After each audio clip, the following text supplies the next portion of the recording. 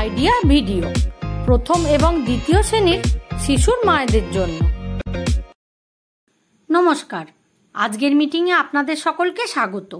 আশা করি গত সপ্তাহের আইডিয়া ভিডিও আপনাদের সকলের ভালো লেগেছে। চলুন তাহলে আজকের মিটিং শুরু করি।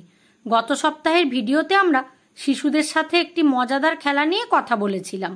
আপনি অবশ্যই বাড়ি গিয়ে শিশুর সাথে খেলাটি খেলেছেন। আপনার কি অভিজ্ঞতা হয়েছে তা বলুন। ততক্ষণ ভিডিওটি এখানে থামিয়ে দিন।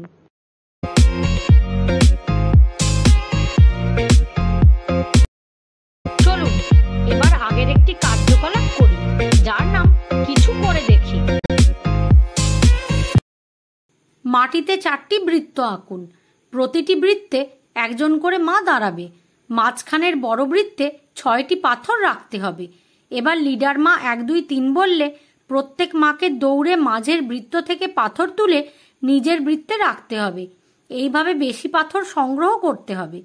যে মা সব থেকে আগে বেশি পাথর সংগ্রহ করতে পারবে তার জন্য সকলে জোরে হাততালি দিন। এই খেলাটি হওয়া পর্যন্ত ভিডিওটি এখানে থামিয়ে দিন।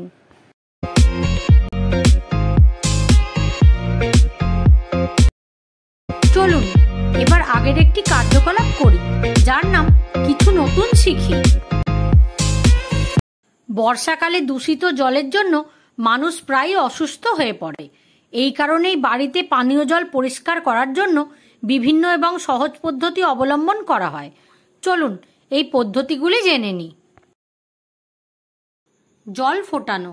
জল ফোটানোর পদ্ধতি আমাদের পূর্বপুরুষদের সময় থেকে চলে আসছে। লক্ষ লক্ষ মানুষ এখনও এই পদ্ধতি অবলম্বন করে। পানীয় জল প্রায় 5 মিনিট পর্যন্ত উচ্চ তাপে গরম করুন। এর ফলে জলে থাকা সব জীবাণু মরে যায় এবং জল পান করার যোগ্য হয়ে ওঠে। ফটকিরির ব্যবহার। এটি পানীয় জল বিশুদ্ধ করার একটি সস্তা এবং সহজ উপায়। প্রথমে জলের পরিমাণ অনুযায়ী ফটকিরি নিয়ে জলে নাড়াতে হবে। মনে রাখবেন, যখন জল হালকা সাদা দেখাতে শুরু করবে তখন ফটকিরি ঘোরানো বন্ধ করুন। এর ফলে জলে থাকা ময়লা পাত্রের নিচে জমে যাবে এবং জল সম্পূর্ণ পরিষ্কার হয়ে যাবে। ক্লোরিন ট্যাবলেট ব্যবহার। জল পরিষ্কার করার জন্য বাজারে ক্লোরিন ট্যাবলেট ব্যবহার করা হয়।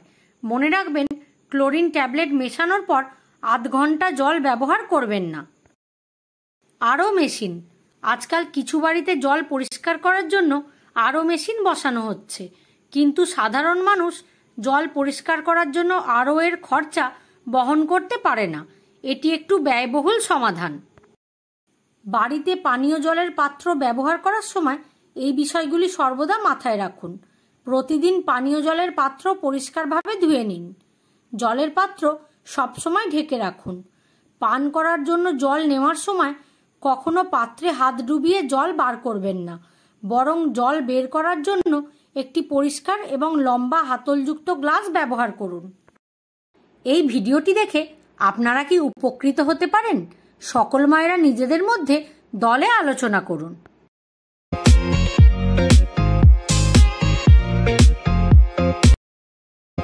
চলুন এবার পরের একটি কার্যকলাপ করি, যার নাম বাড়ি গিয়ে শিশুকে করান। শিশু পরিবারের সদস্যদের নাম জিজ্ঞাসা করবে। যে বর্ণ দিয়ে নাম শুরু হচ্ছে তার আওয়াজ বলবে এবং বর্ণকার্ড বার করে পড়বে। যেমন মায়ের নাম নিশা হলে ন বলবে এবং ন বর্ণকার্ড খুঁজে আবার পড়বে। দেওয়া ছবিতে পছন্দ মতো রং ভরো।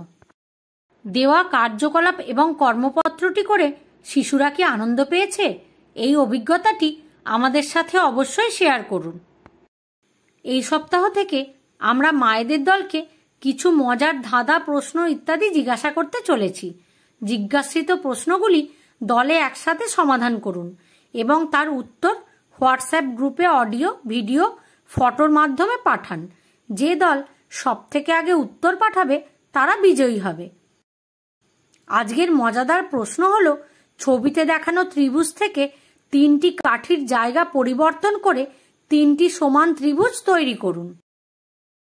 আশা করি আইডিয়া ভিডিওটি আপনাদের ভালো লেগেছে।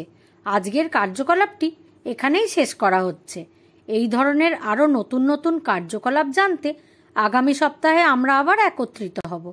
ততদিন পর্যন্ত নিজের ও শিশুর যত্ন নিন। ধন্যবাদ।